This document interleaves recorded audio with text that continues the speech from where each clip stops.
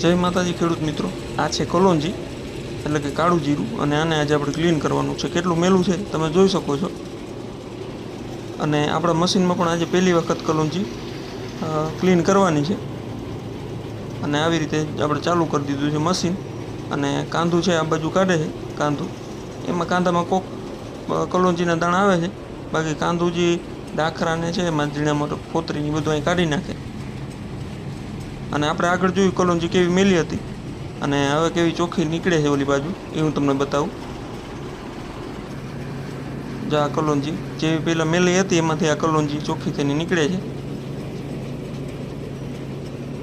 આગળ જોયું ને આ જોયું એમાં કેટલો ડિફરન્સ છે.